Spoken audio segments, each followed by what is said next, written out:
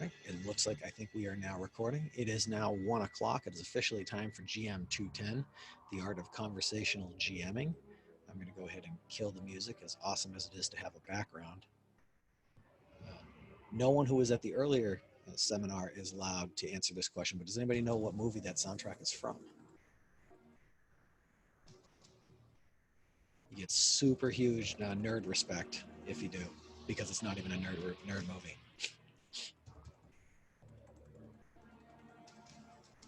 3 seconds left to answer. Two, one. So that is from the Ridley Scott movie Crimson Tide.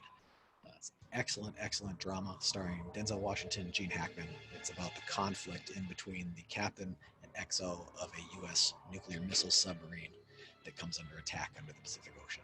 Really tense movie. Awesome music that goes with it. It's a Hans Zimmer soundtrack, which should come as a surprise to no one. No one that it's good. And I guess Hans Zimmer has done enough soundtracks that it may not surprise anyone that he did a given movie. But so yeah. Oh, hey, Bo, welcome back. Oh, I'm feeling some pressure here. A lot of repeat customers. So those of you who were here at one of the GM 101 seminars, you're going to see some stuff that is similar because I think it's important to talk about in all aspects of GMing. Some of it will be consolidated, some of it will be condensed. I did give you a taste a little bit of some of the creative aspects of this. So hopefully it just feels like, I don't know, more drilling into your head and less like repetition. Yeah, good review as always. I give Crimson Tide 5 stars on Yelp for sure. So this one, unlike GM 101, which is just really a lot of kind of, I think, teaching for me, this one is, if you forgive the pun, a little bit more conversational. I encourage, there will be moments where I'll pause and ask questions, but if you have ideas, things to contribute, stuff that's relevant to the area that we're discussing, go ahead and click that raise hand button and I will recognize you. GMing. How many years has everybody been GMing? Right, Graham, you're hardcore. So new GMs, awesome.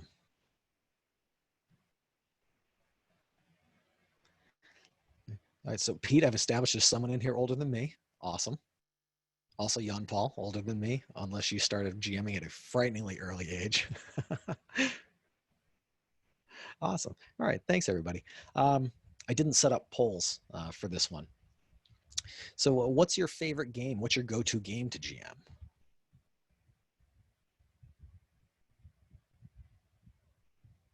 Cthulhu, D&D, RuneQuest, Warhammer Fantasy. Oh, Pendragon. That one does not come up very often. Cyberpunk. Cyberpunk guy. What version of Cyberpunk? What system?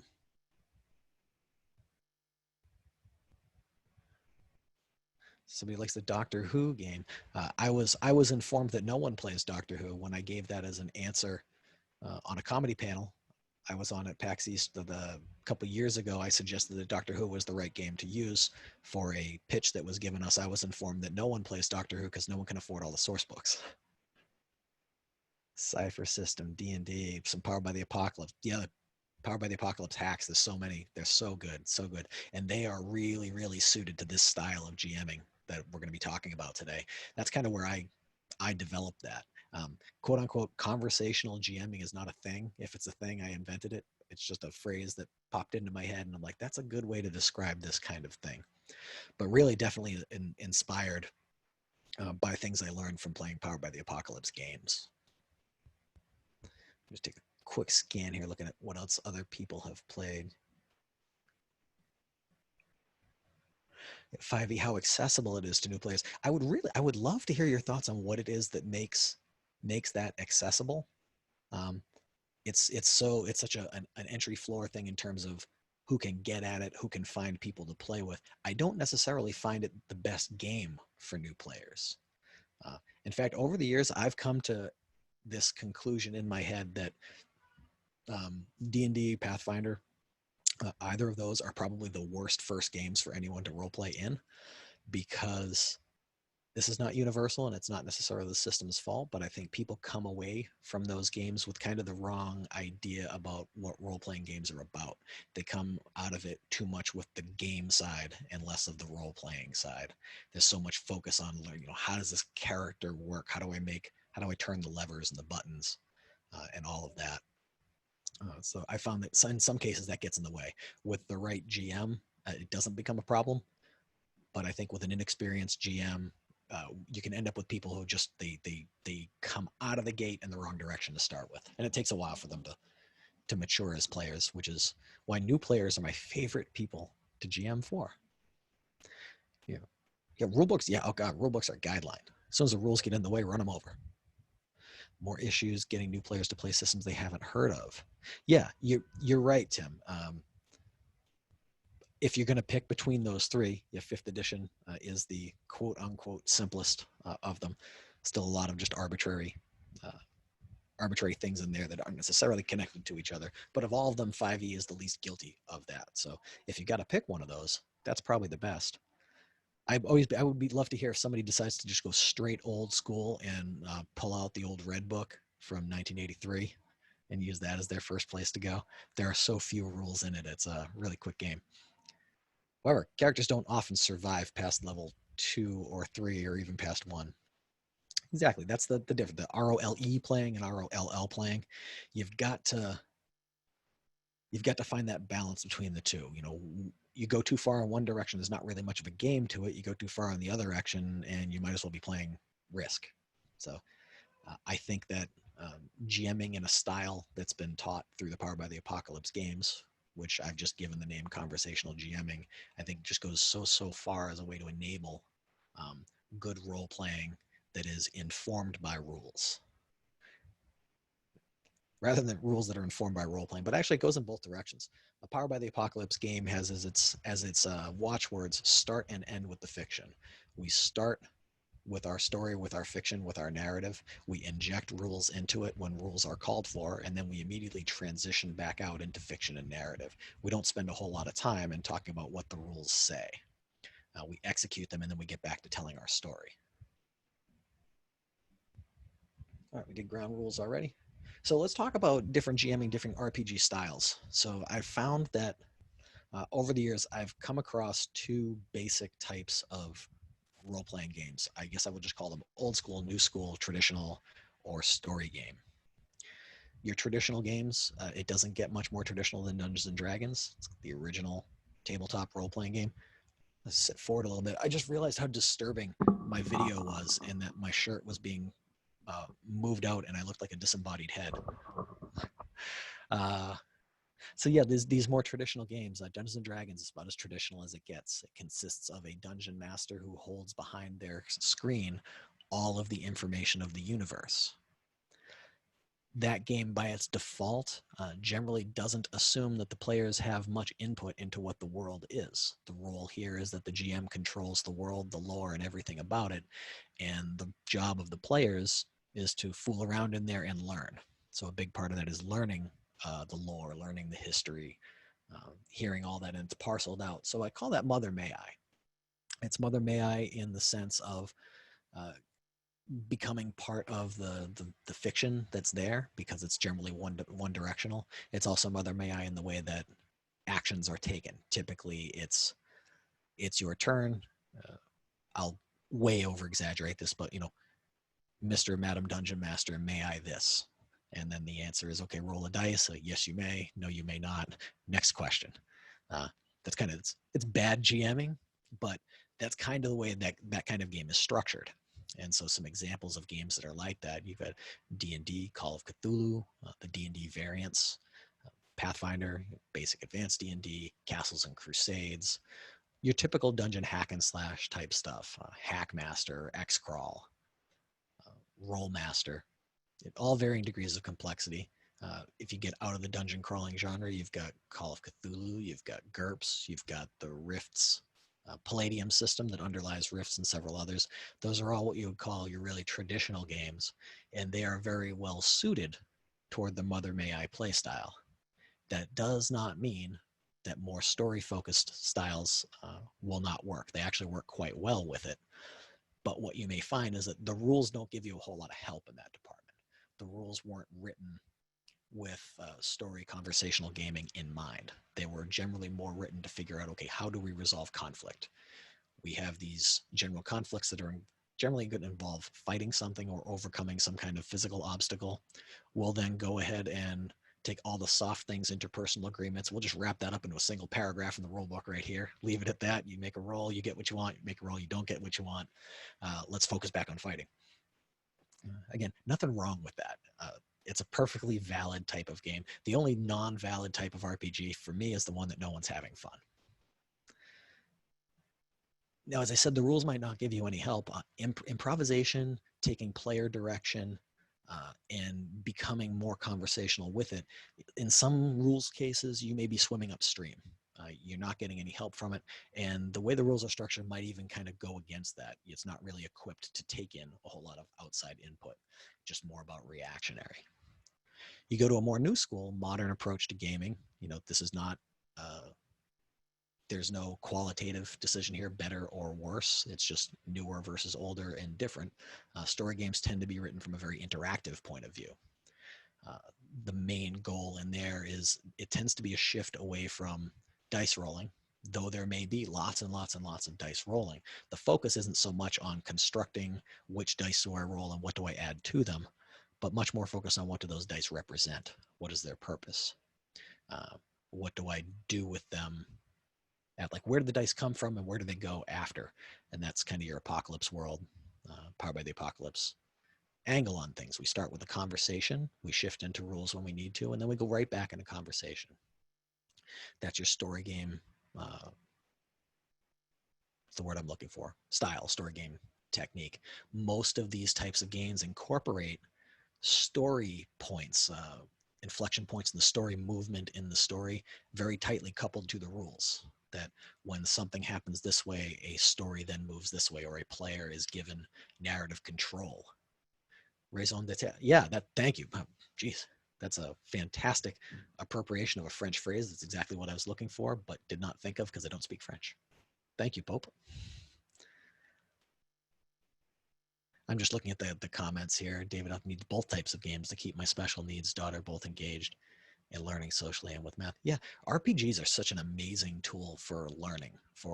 I learned, my vocabulary grew at a very early age, specifically from RPGs. I was one of those kids that learned to read at a frighteningly early age, and I got exposed to this stuff early on, and it just helped explode my vocabulary. But it also helps with social interactions, cooperation, teamwork, leadership, um, your public speaking ability, nervousness in front of a crowd, all that. I'm happy to say that I can be doing this right now. There's looks like 75 of you out there. My pulse is not the least bit raised. I'm not flustered by it at all. I do speaking engagements for work, hundreds, thousands of people sometimes. I really credit games mastering and role-playing games with my level of comfort with that. So it's kind of cool to get that early on. But as we were talking about story mechanics, giving a player narrative control over a story is different than telling them what happens as a result of what they did. And this is a feature that's very, very prominent in story games. It's the big thing that I love around them. And is often thought about as like the new cool stuff. Powered by the Apocalypse games are very trendy right now.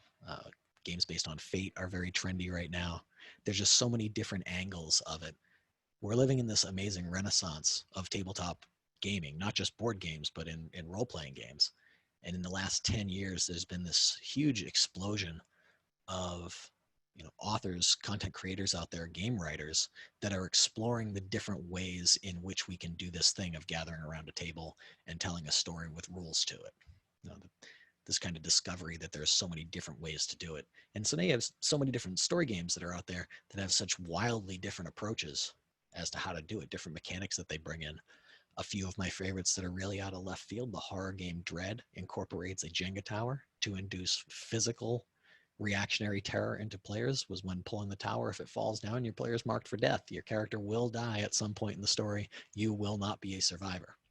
It's not going to happen until it's dramatically appropriate, but we've decided at that point in the story when you pulled the tile and knocked the tower down that your character is going to die, and that has such an incredible and entertaining effect at the table when you see the tower is very wobbly and you tell someone that was a pretty risky action you just took, you're going to need to pull 3 tiles. Yeah. Hard to run with people who want to win at RPGs. Yeah, Scott, that could be a great tool for teaching them that winning is not the point. It's stressful. Yeah, that's so the author of Dread is Epidiah Ravachol, I think is his name. It's an absolutely brilliant concept on 2 parts. One of them is the tying of biology to game tension, and making the physical aspect of the Dread Tower there is a huge part of that. But the other side of it is conversational in nature. Character creation is not done in a vacuum. Character creation is done in the form of an interview. The GM will create a sheet of questions on it that the player will then answer as their character. Those leading questions result in the player developing a creative, personalized personality for that character that they came up with, they generated. And I'll talk a little bit about why that's important, player genesis of ideas that go into that character. They're just going to be in a one shot. They sat down and made this character in 5 minutes, yet they feel attached to it. And it's really, really impressive. I call it a Rickroll character creation. They think they're just doing one thing simple, filling out a short questionnaire, but you're really tricking them into creating a very real personality that's going to live on in their minds. And that feeds back into the Jenga tower mechanism, and it just creates an incredible experience. So what's your style? Where do you fall on that? Let's say, Mother May I gaming, that very traditional type, we'll call that a 1, and we'll talk about like total hippie free form. It's almost a LARP at the table type game as a 10. So where do you generally fall on that? So that'll be the first question. Where do you fall on a 1 to 10 scale there?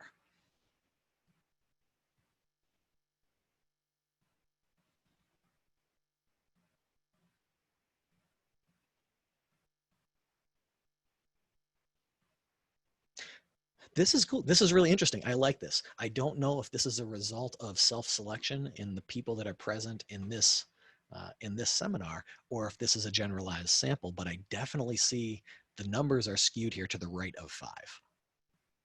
And Itai Ben Ivry, that's a fantastic answer. Is understanding your audience and looking to adjust the experience based on what you're trying to get out of it. That's awesome.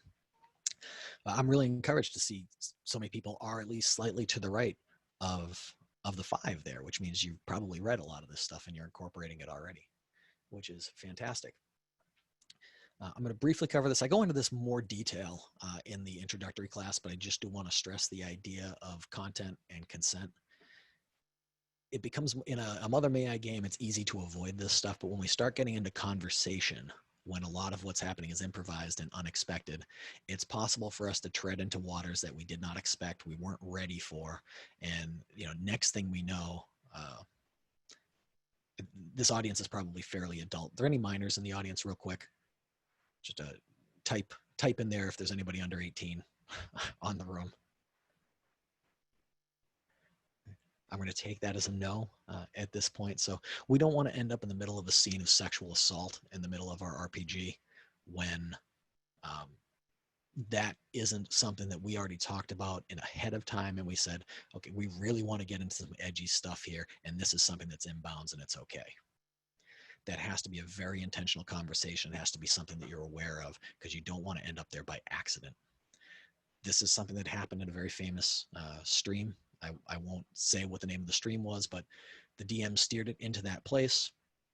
And I want to jump back to that murder hobo. But in this serious conversation, the DM steered that into that place, and one of the characters ended up being very violated by an NPC. And in watching this live stream, you can see this thing unfolding in slow motion as people's reactions, the looks on their faces. I don't understand how it got to where it did.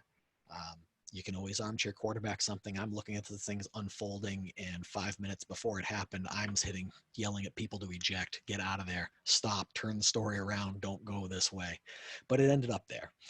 And it's a complete train wreck. That thing has burnt out, imploded all over the place. People's reputations have been hurt because it's very public. Really, really a bad scene. And so we don't want to accidentally go somewhere that's going to hurt anybody because RPGs are so different. We don't have these conversations playing Monopoly or Go Fish or anything because we're not opening our creativity up. We're not opening our feelings up. So familiarize yourself with some of these concepts here: lines and veils, the X card, red light, green light, inbounds, out of bounds. There's all kinds of ways to communicate at the table where something is going wrong and having a way to get out of it before it's too late. If anybody wants to stay on after the hour and talk more about those in detail, I am available. So as part of that, let's all get on the same page. The first step to our conversation needs to be, what kind of game are we wanting to play? Is everybody just looking to play murder hobos, which is like, that's the best term ever. A good friend of mine, Brent, one of the Gamer Assembly guys, took as a challenge one day to write a game about the whole purpose of the game is murder hoboing, and the name of the game is Murder Hobo. And I believe there's two stats. I believe the stats are killing shit and not killing shit, and there may be one called getting away with shit, I think is the names of the stats that he came up with. Oh, and the saving throws are something something, and then the third saving throw is the law. So make a save versus the law.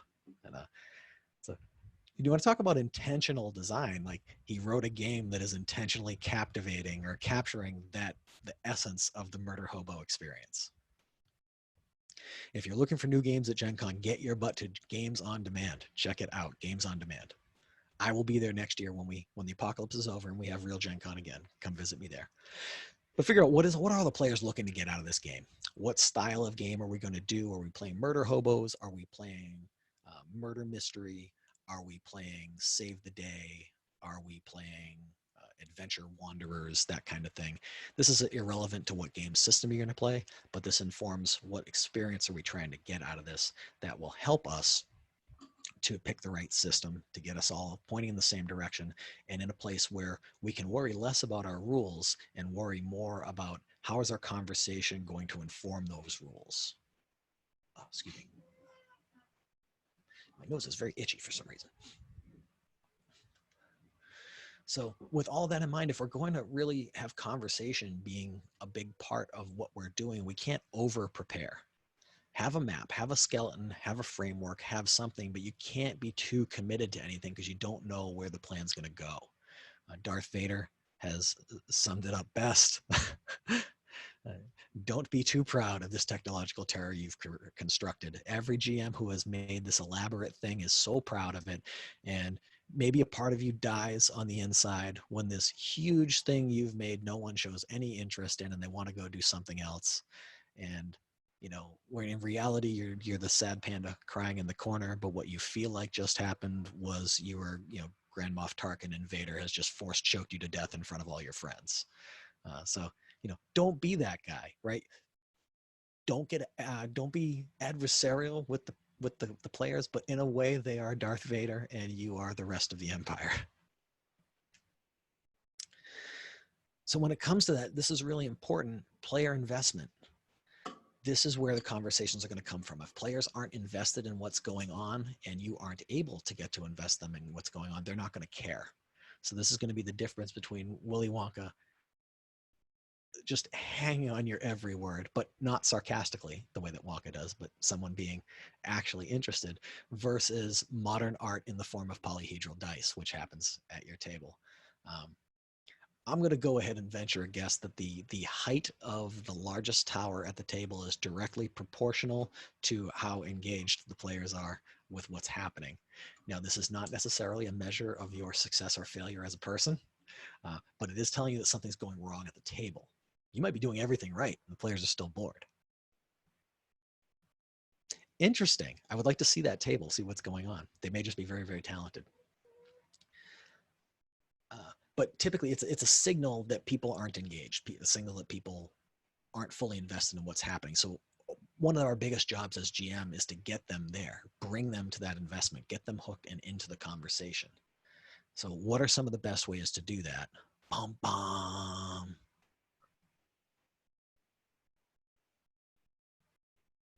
All right, Falco, thank you for sharing that. This is a great, because that provokes conversation, right? Think about where your fiddling is going. Is it pulling you out of it? Is it pulling you into it? Um, I do not mean to overgeneralize with that. Think of it as more of a metaphor, right? The dice tower is it's a very common manifestation of player boredom. That's not to say that's the only thing that could cause it, but it is a sign. It's a thing that says, pay attention a little bit. Oh God, yeah. All right. How many people want to flip a table over when the phones come out? That's okay. Yeah, I'm not a fan of people using their electronics for their character sheets. Maybe it's because I was born in 1976, but I found a pencil and a piece of paper are just fine. None of these games are that complex that if you can't do the math on your own, the game's too complicated for you. So anyway, Inception. This movie was fantastic. This movie connected a lot of dots in my head about why certain things seemed to work so well. What I took out of this is that things that people think up themselves are more interesting to them than anything anyone else ever tells them. You will always have more vivid imagery of something that you thought of than you will have of the imagery that I gave to you. So I can tell you everything there is to know about this cityscape, right, that we're looking at right now. You see all these details. I can describe every last bit of it to you. But if you were to close your eyes and I were to say we're looking at an aerial image of a 15 city block area, and it's an overly urban place. The buildings are somewhat new, but there's a definite lived in condition as to what it's like. It's a populated and somewhat old but newer built city, well lived in. And I leave it at that. I didn't talk a whole lot about color, about scale, about anything. Most of the words that I used were fairly vague adjectives. I was talking kind of around this thing and not so much about this thing. And what I did was leave a lot of room for your mind to start plugging in all those details. All I did was give you a nudge in the right direction. I didn't have to fill your mind with the image. I just had to give you a skeleton that you could color in yourself. And it's that part that creates the magic. That color. I'm loving this conversation over here. Klepto hobos. If you stick around afterwards, ask me about NGS, New Gamer Syndrome. But providing those holes, giving people room to fill those in, that's kind of where the core of conversation comes into it, because that's how we open it. I can open the conversation by giving you some things to fill in yourself. I'm drawing you in and creating emotional connection with whatever it is we're talking about it. You may not have strong feelings about it. If nothing else, there may be some vague thing happening in your brain that this thing I just thought of is mine. And so there's some kind of connection I have to it. I may not even be aware of, but it was mine. I made it, so I like it. I'm interested in it. I have feelings about it. And now we can build from that. So, I mentioned this, that the person's own ideas are inherently more interesting to them. I only need to give an inch, but miles and miles and miles can be built. The GM101 seminar, I talk about this technique I call 3 things. I absolutely wish that I could credit any specific person with me arriving at the number 3, but that's the rule of thumb that I go with. I only need to come up with 3 things about a thing to bring that thing to life inside your mind. It could be an image, a sight, a smell, a sound, a personality quirk, something that they look like, a way that the person stands, the odor of the potion, just a couple of things about what it is I'm trying to generate an image of in your mind, while leaving lots and lots of room for you to fill in the blanks. So this establishes hooks. This creates an NPC or a location or an item or something like that that the players have invested some of their own creativity into without even knowing it. You've sort of tapped into that latently. Now, the other way you can go with that, you've got these types of things. You can encourage it. And this is where I get into what I call conversational GMing. It's questioning, it's interviewing. There are so many different kinds of questions you can ask, but really the most powerful tool I think you have as a GM is the ability to ask questions of the players.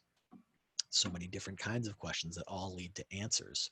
But that's the thing, is the question,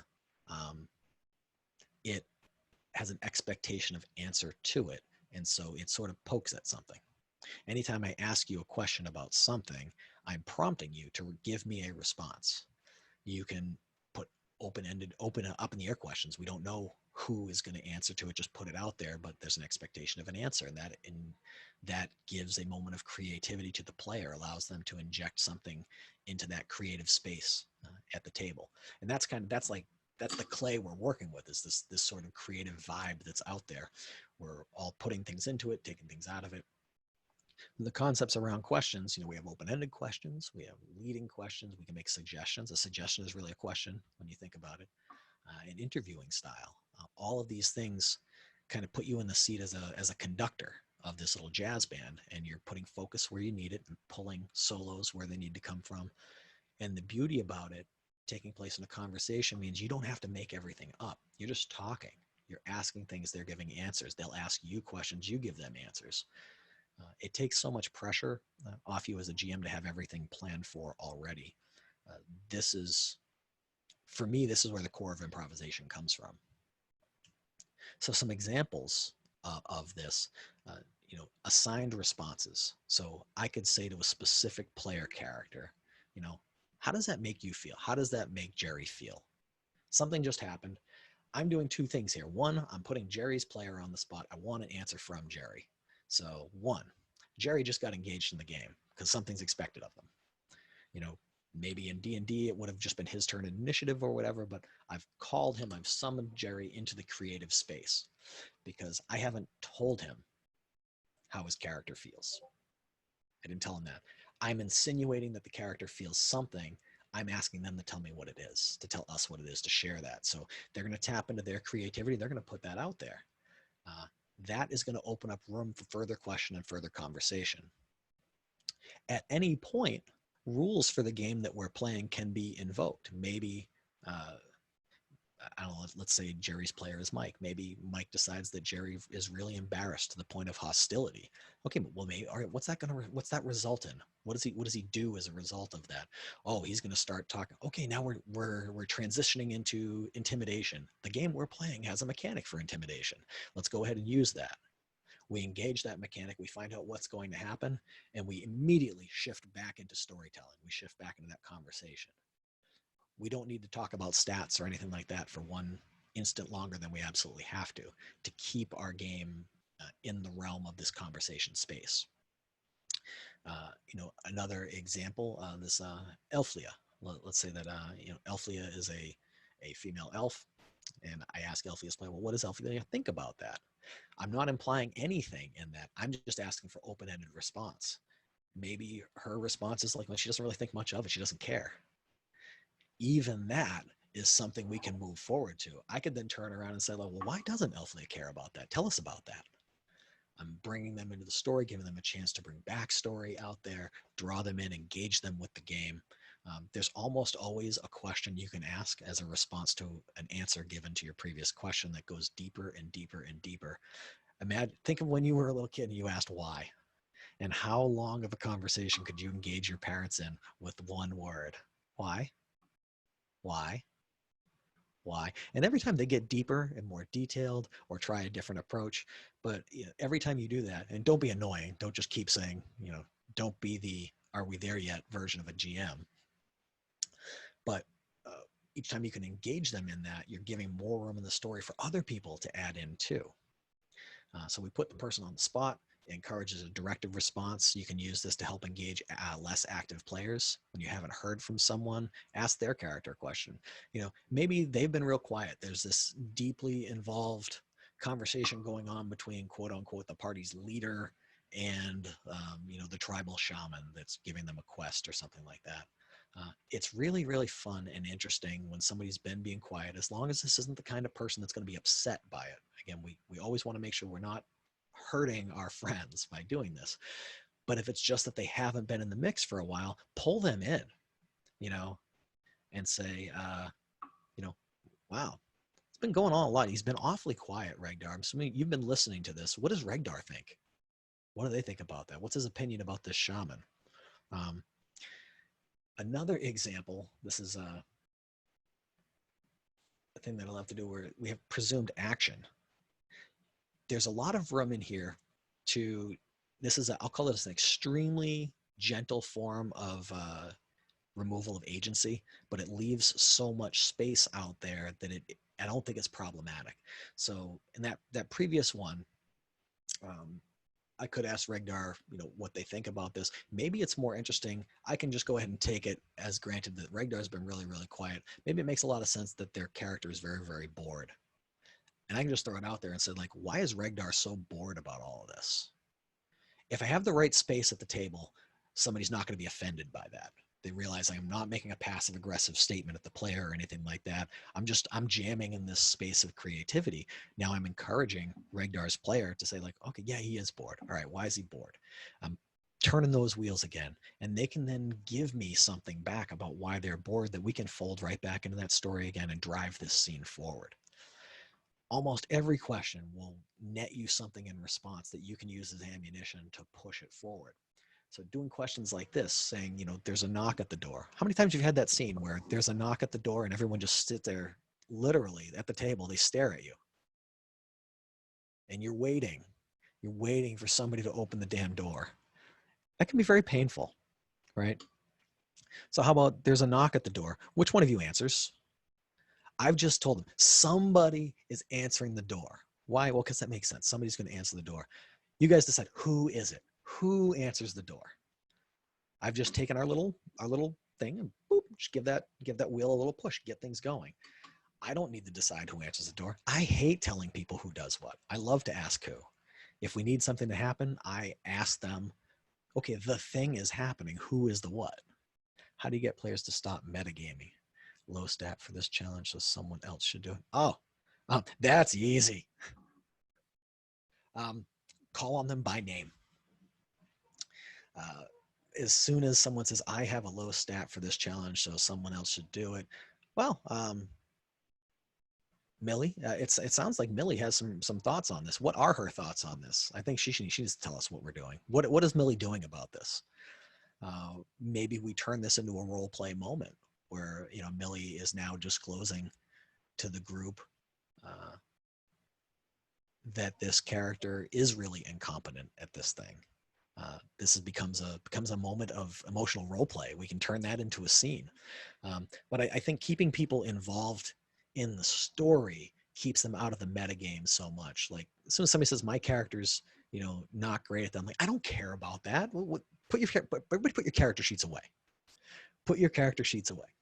If something comes up at the point where we happen to know that Millie's an idiot, and let's say Millie's character or Millie's player has that thing. Millie's player is a lot smarter than Millie, and they throw out the most brilliant thing in the world. Let's get into that. Why on earth? How is it that Millie the moron just came up with that idea? Let's have a conversation about that. Again, everything that happens becomes ammunition to continue the conversation and continue driving the story. As long as the story is moving, it doesn't matter that maybe the action stalls. Maybe we aren't hitting combat encounters. We wanted to get through 3 of them today and we're not. There's a difference between lots and lots of role play, story exploration, and all that, and meandering, meaningless chatter, in-character chatter. Meaningless in-character chatter at the table is as bad as meaningless metagaming. It's boring. How many times have you had a conversation where 2 players are talking to an innkeeper about nothing and nobody's landing this plane? I had a wonderful opportunity to talk with John Rogers, the creators of the TV show Leverage, the librarians, writer, director of A Journey to the Center of the Earth. We had a conversation with him about story writing and scenes, and the advice he gave was that a scene needs several components, and if it doesn't have all of these components, you should consider whether or not it's worth having. And we need to know who is the person we care about in this scene, what is it that they want, why can't they get it, and why should any of us care? If you can't answer those questions, if there isn't, like, every meaningful scene has something that resembles a point of conflict, right? There has to be something that's advancing our story forward, even if the point of it is to reveal information. That the answer to the why can't they have it is like, well, it's not time yet. They need to prove their worth, or they need to work hard enough to get it. And now the scene needs to be about, okay, Why aren't they working hard enough? Have they worked hard enough? Are they going to get the knowledge that they need? There's got to be some point of conflict, some sort of opposition to that conflict. The opposition could be time, it could be anything, but there's got to be some kind of stakes. If there isn't some kind of stakes involved, we really need to consider whether or not that scene needs to exist. If we think about our role-playing games as a movie, that you're watching a movie and everything we do is a scene, there are things that can happen off screen that are important to the story, but we don't need to have a scene about. The gearing up, going back to base, going to the store, getting all the things that we need, that does not need to have an interactive role play. What that calls for, in my opinion, is a wonderful thing where I give players complete narrative control. We say, okay, this is a mission gear up montage. Tell me about it. Pretend that I am watching this on TV. What do I see? When I'm GMing, I'll often frame things in terms of camera shots. I'll say when something's happening, I'm like, okay, and now we get the zoom in on such and such's face when they say this really ominous thing, and right when they do that, that thing's hanging in the air, everybody's freaked out, and like, all right, now we cut. I said we're gonna leave that right there. We go to the next scene, and maybe we explore in the next scene what was it that was the result of that. We don't always have to do everything, and then we walk to the town, and then what? Well, and then we go talk to the innkeeper, and then what? Well, and then we get a room, and then what? And then we get something to eat. This is boring stuff. This is stuff that should be summarized by a player. Tell us about it. Describe the scene to us. This is not an interactive scene. This is an expositionary scene. There's no reason that just literally anyone at the table can do this. There's no reason that anyone can't. So put the players to work. Let them contribute to the story. Give them control where it's needed, where it makes sense. But when we have those responses where I basically declare what the response is, but then ask the players the how. I tell them the what, they tell me the how. Let them contribute the how. That's a good way to keep things moving at the table when they're stalling out. Now, your open-ended questions, asking questions that don't have yes or no answers. That is a wonderful, wonderful, easy to do technique that gets things moving and gets that creativity going. You can take cues from things that you're hearing about them. Player, that passes this Chamto here, overhears something in the king's court. And we said, well, that was some really upsetting news. Like, how does he take that? That news was like really upsetting. How does he take it? I'm not asking him, was that upsetting? I'm kind of giving a little something like that was pretty upsetting news. Maybe it wasn't upsetting to him, but I'm framing it at, objectively, this was upsetting news. How do they take it? So I've given them a little bit of a bias going into it where the direction that they could lean, they could choose to lean against it, but that's going to inspire some imagination and have them respond creatively back into the space. If he's going to tell me that he's not upset about it, well, they're going to have an explanation. Why was this upsetting thing not upsetting? If they are upset about it, they're going to tell us all about their upset. And again, now I've got Chemto's player on the hook. We can just arbitrarily decide things in game. Well, there was a team that tried this before. You heard some stories about them. Heather, what was that story? I'm not even, as the GM, deciding what happened to that. I don't even care what happened to that. I've just decided that there was something that happened before. Player X, you tell us that story. Because when we look at it in the grand scheme of things, does it matter exactly what happened to them? Does it matter who decides that? Does any of that matter? No. The only thing that matters is this information creative to us? Does it engage people at the table? Are we continuing to tell our story? And the more opportunities you get to let players tell bigger parts of the story, the more you can sit back and act like a conductor for weaving this stuff together. And there's no reason you can do this stuff with older school games like D&D. It's just that the rules might not have things specifically built into them for it. So you're doing a little bit more of the stitching yourself. But everything I'm talking about can work in pretty much every game. You can ask about things that aren't immediately in the present. This example I gave here. Well, how long ago did the mayor's husband die? That's one of those great questions you just throw out in the middle of something else. They're in the middle of having dinner at the inn. And I'm throwing that out there saying, well, how long ago did the mayor's husband die? They probably weren't even aware of the fact that the mayor's husband had died. I just told them. And now I'm giving them carte blanche to decide how long ago that was. We talk about how it happened. Maybe I give a little poke and we get them talking about how's that connected to this.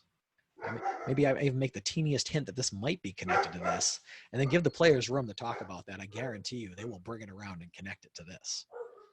Doing your job for you, really. Hang on just a second. It's okay. It's okay.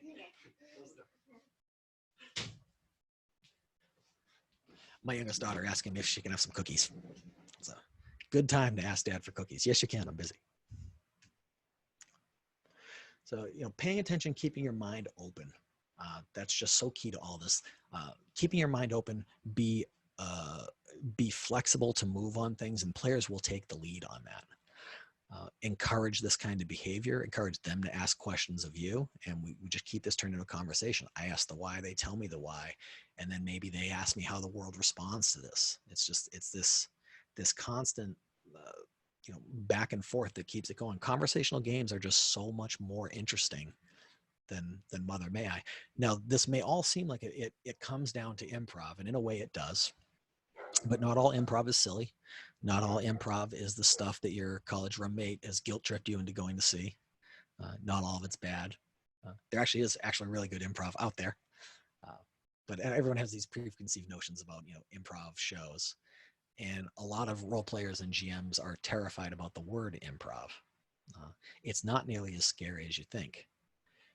Think for a second about all of these different questions I was talking about and these different ideas that I was talking about. Every single one of those is 100% improvisation, and it's really easy. When I just ask you a question, your creative response to that is improvisation. People often say to me, I don't know how to improv as a GM. I say, have you played in an RPG before? If they say yes, I say, like, then you do. You just don't know it. Every single thing you do is improv. No one knows what your character was going to do until you decided to do it. When did you decide to do it? Well, you made it up right then and there. So there's lots of ways to incorporate improv. First step is to just realize how much you already do it, and then stop being afraid of it. Understand the way that question and answering conversations are improvisation. A conversation that isn't improv is either a script or a speech, one or the other. Yeah, let's loop around to that in a little bit, Tim. Make sure you ding me about that again when we wrap up on the last slide here in just a second. But the ingredients to good improv, we've got to have good faith. We all have to be working together. By working together, I don't mean necessarily all working as a team to do one thing. We have to be working together as a team to tell a story. That story may include things that are disruptive. The story may include one of the group working against us, but it needs to all be cooperative. That has to be the story that we're all choosing to tell. No one ever has an excuse to be a dick at the table. You never have an excuse to say, well, my character would do it. Because no, your character wouldn't do that, because if they were the kind of person who did that, they wouldn't be here in the first place, blah, blah, blah, blah, blah. Let's make characters who like each other next time. And that's a great place to start. But always have cooperation, common purpose, and good faith in mind with whatever it is you're doing at the table. When you do that, you can explore lots of different directions. It doesn't have to all be kumbaya in the story. We can have it not be all happy, merry in the story, but the players and the table is happy, merry, because we're telling that story, and we want it to be that way because we find it interesting and we find it exciting and fun. I played a character in a game, one of the few games that I've played in long term. A really good friend of mine was also in the game. We decided it would be really cool if we played characters who hated each other. Who really hated each other, but we decided that consciously. Said, okay, this is part of the game we're going to play. We talked with the rest of the group about it. Hey, we have this idea that these two hate each other. And everybody's like, cool. So we're all doing this with the assumption that nothing we do is going to hurt the game. Nothing we do is going to hurt our common experience. We're not going to be a drain and bring everybody down. We're going to do this for the entertainment of the group, and not silliness, but just this conflict is part of our story. So we engage that conflict in a very thoughtful manner. We always make sure it's not ruining anyone else's fun, and that these moments of conflict are positive in a way that it advances the story. We keep telling the story. We don't bog things down. We don't take the hog spotlight and all that. But again, it requires common purpose, cooperation, and doing it in good faith. Some sabotage I might have done to Alan's character is not going to result in Alan becoming mad at me. because this is the thing we established in the game. This is the thing, and we're working together. And when he would do something to my character, I welcome it because I'm like, yeah, that's their thing. Cool, nice idea, man. I like that one. So when we play to find out what happens, which is at the core of Powered by the Apocalypse games, and this is really the core of conversational GM styles, we don't know what's going to happen. We're trying to have a conversation to find out, and things are going to go in different directions. I took 15 minutes once and sat down and said, fundamentally, when a decision point happens in a game, what is the all possible results of that? And I came up with these. I want to make a game where these are the 6 results to everything. You're going to get what it is you were trying to do and some more. You're going to get what you want. You're going to get what you want, but there's something wrong with it. You're not going to get what you want, but there is something that went right. You're not going to get what you want, and you're not going to get what you want, and you're also not going to get all these other things. This is kind of the continuum of all things that can happen to a question of some point. Some point of uncertainty will always have this response when there is a motivation to find out what is going to happen next. So for those who don't know Fiasco is an entire game of conversational. There is no GM, there is no conflict resolution mechanic. Everything happens through conversation and people deciding what would be the good ending for that. And if anybody wants after this, I'll talk all about Fiasco at length because it's just a phenomenal game. So yeah, these are the different directions it can go. Yes and no are actually boring answers. You should always try and have something to go with it. If the answer, that's why I said don't ask yes, no questions. If you ask a yes, no question and someone just says yes, someone says no, that has a tendency to shut down a conversation. It doesn't leave us much room to go. So when you can add something to it, maybe it's an additional bonus, maybe it's some kind of a wrinkle, some kind of a silver lining, or just anything that takes us to the next step in the conversation, use that. Just be aware of this structure right here. This is the direction anything could possibly go, and it will end up in one of these 6 locations. This is a fun idea for a single 6-sided die that has these on it. You want to talk about random life. All right. When all else fails, point at a player, give them a situation. What do you do? One of the best examples that when I first started learning about this was when I read Dungeon World, and I learned about the idea that there is no initiative in Dungeon World. The GM doesn't have a turn. No one has turns. The whole game is a conversation. Monsters don't make attack rolls. The way Dungeon World works is I would tell a player, hey, the goblin charges across the room screaming, sword raised, it's coming toward you. What do you do? Depending on their answers, what happens? Well, if they make no attempt whatsoever to get out of the way, what do? I stand there. I'm like, oh, you get stabbed. That's what you do. I don't even make an attack roll. You said you did not do anything. The net result of that is getting stabbed. Maybe the thing was, I try and block its blow. That's going to trigger a specific move in Dungeon World. It's either going to be hack and slash or it's going to be avoid danger. So I might say, like, are you trying to just get out of the way and block it, or are you trying to hurt it also? And I'll want narration. I don't want you to say I hack and slash. I don't want you to say I defy danger. You tell me, okay, I try and knock it aside with my sword, spin around backhand and cut it with my offhand. Like, awesome. Okay, that's hack and slash. They roll it. We see what the result is. Boom. I go right back into the conversation. Now, Michelle, next to Steve here, there is no turn. It's up to me as the DM to swing this camera around and give people the spotlight action. You got to just keep that in mind. There isn't a dice mechanic saying whose turn it is next. I've just got to keep that story moving. I'll narrate some more and then turn it over to someone else. What do you do? To someone else, you've been quiet over there. What are you doing while all this is going on? And you can think of yourself as that conductor of a jazz band. You're pulling people in when and where you need to. So we are right at the end of, this is amazing. I hit the very last slide at exactly the right amount of time. I never do that, especially when I'm talking for work. So I will stick around for a while. Anybody who wants to talk more, ask some questions. If you'd like to ask a question, just go ahead and hit your raise hand button and we'll go ahead and take care of that. Anybody who had some additional stuff that they wanted to talk about or that I mentioned, you can stick around and we'll get at that now.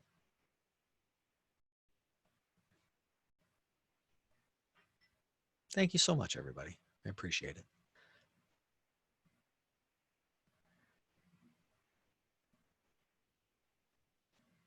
Oh, listen to this guy. Thank you.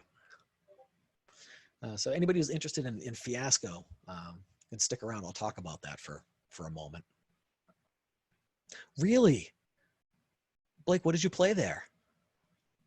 Blake went to Games on Demand last time, and it's my fault. So I hope it all came out good.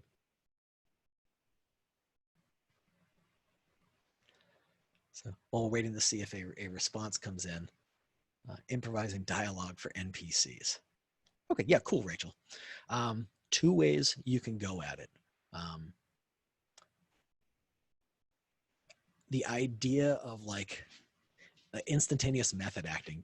Can you put yourself in that position? Remember, I am that person. I'm not even speaking for that person. I'm not trying to make up something that they would say. I am that person. I am that NPC. I am going to be them right now. I'm just speaking as them. I'm not trying to think about them or they're a separate person. I'm trying to come up with a response. Just if you can, what was that movie? Be the ball. Kevin Nealon said in Happy Gilmore, be the ball. Be the ball for a minute and do what the ball would do. So Fiasco, it's a storytelling game about people who have generally poor impulse control. A scenario is set up at the beginning of every Fiasco that is going to put the various players in each other's lines of fire, involving some kind of a need or object that is present, and competing needs, agendas, organizations, things like that. And there will be motivations put in place to get people going. During your turn, each character will be the star of 4 scenes in the game. 2 scenes in the first act, 2 scenes in the second act.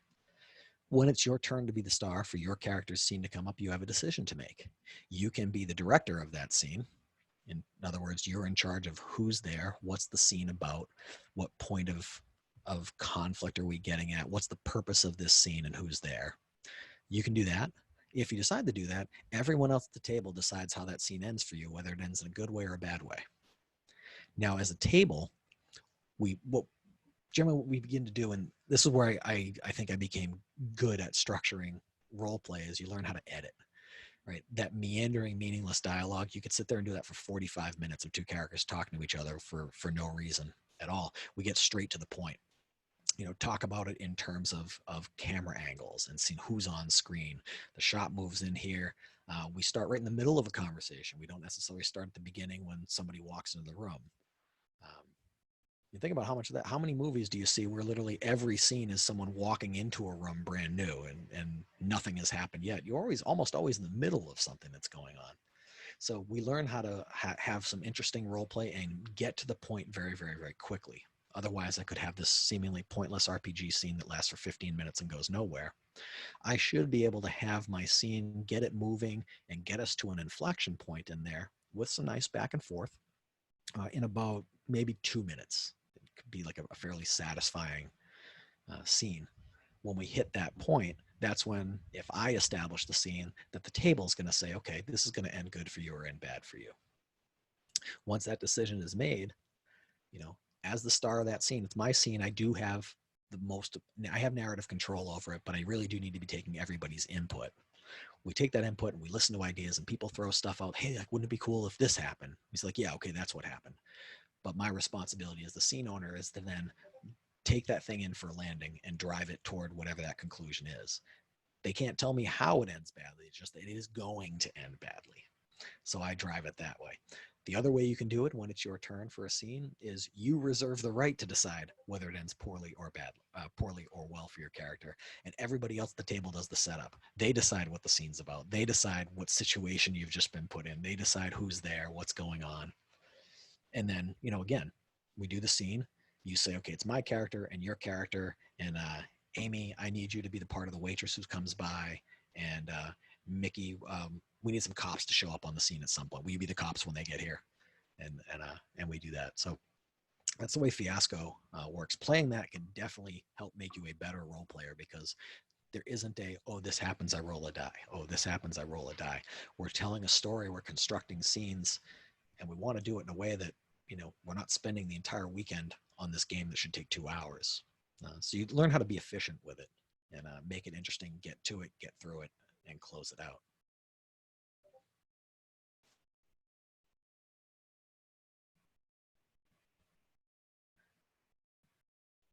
I'm just looking here. A horde of orcs attacking a human village. Cool. I'm not familiar with that game. Anybody else have any questions? Anything you want to talk about?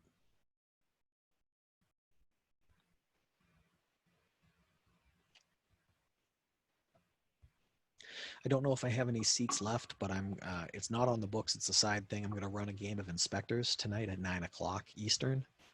If you're interested in playing, send me an email, e4mafia@gmail.com. I can take the first 5 people. I will send out a link to the Zoom call if you want to watch along as we play tonight. I'll send that out to the whole group. But if you're interested in playing, just send me an email. If there isn't anything else, I will say good day to all of you. Happy conversational GMing. I hope this helps you level up your games and have just more awesome games. Every time you learn something, take it, go make your games better and have better, more fun. I hope you all have a great Gen Con, and maybe I'll see you next year. Maybe we'll get to see each other in person.